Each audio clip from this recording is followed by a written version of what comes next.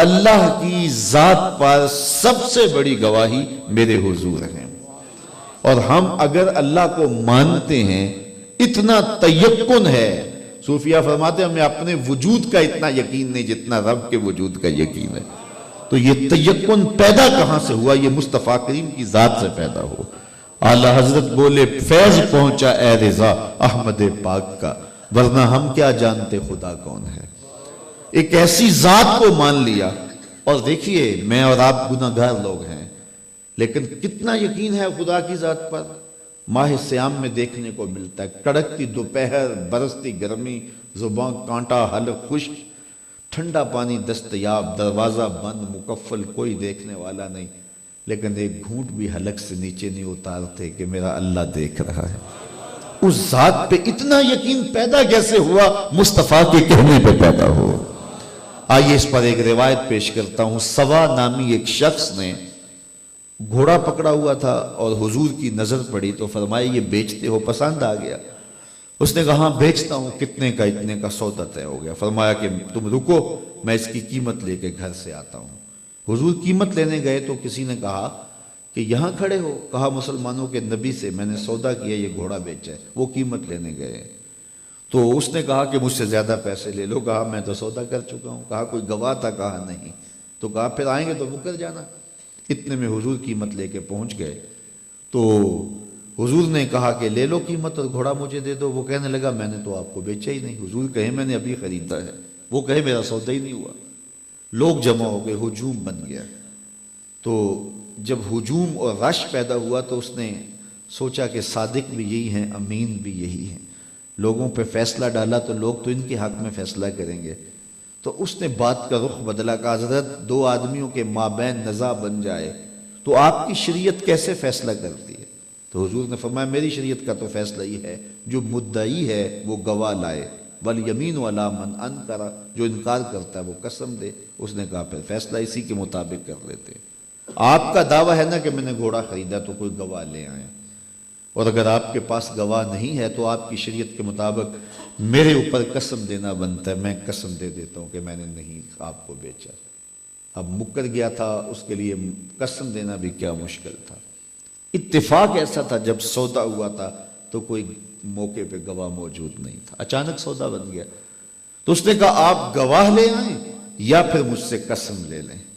تو حضور نبی رحمت صلی اللہ علیہ وآلہ وسلم سے جب اس نے قسم طلب کی تو ظاہر ہے موقع پہ گواہ تو کوئی تھا نہیں. اس نے جب گواہ طلب کیا تو گواہ تو تھا نہیں.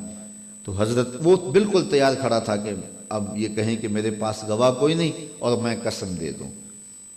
تو حضرت خزیمہ بن ثابت انصاری رضی اللہ تعالیٰ عنہ مجمع میں موجود تھے.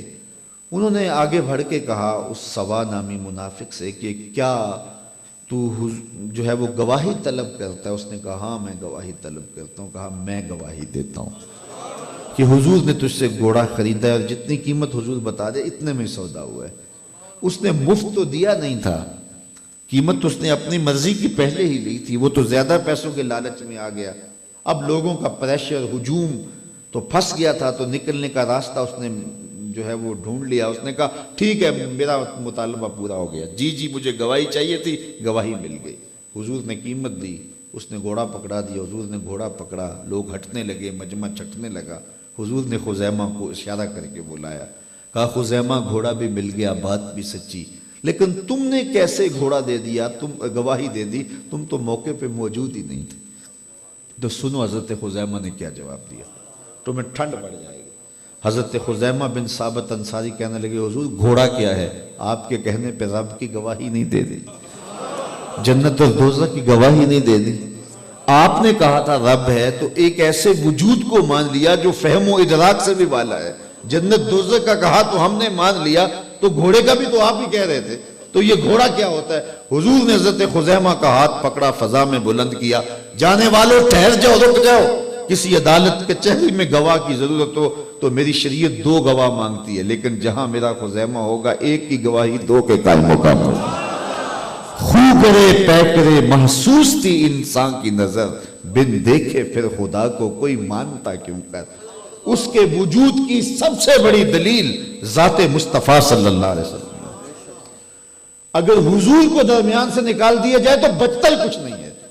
اب یہ ان لوگوں کو بھی سوچنا چاہیے جو توحید کی بات تو کرتے ہیں لیکن ذات رسالت مآب کو کسی نہ کسی زاویے سے نکالنے کی کوشش ہوتی ہے، تو اگر ایسا ہو تو پھر بچتا ہی کچھ نہیں ہے۔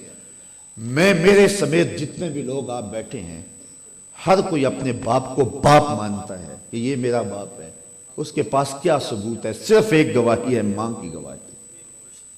ہر بندہ اپنی ماں کی گواہی کے اعتبار پر اپنے باپ کو باپ مانتا ہے، اور جو اپنی ماں کو جھوٹا قرار دے دے اور ماں کا انکار کر دے تو وہ اپنے باپ کو باپ کیسے کہہ سکتا ہے؟ باپ کو باپ ماننے پر صرف ایک گواہی ہے۔ لوگ کہتے ہیں شریعت نے عورت کی آدھی گواہی رکھی ہے، میں کہتا ہوں یہاں گواہی دیکھو عورت کی، اس گواہی پہ باپ بنتا ہے، پھر نسب ثابت ہوتا ہے، پھر جو ہے وہ سارے اس کی وراثتیں بٹتی ہیں، تقسیم ہوتی ہیں۔ عورت اتنی معتبر ہے کہ وہ کہہ دے تو اس کی گواہی پر کوئی کسی کو باپ مان لیتا ہے، تو ہر کوئی اپنے باپ کو باپ مانتا ہے ماں کی گواہی پر۔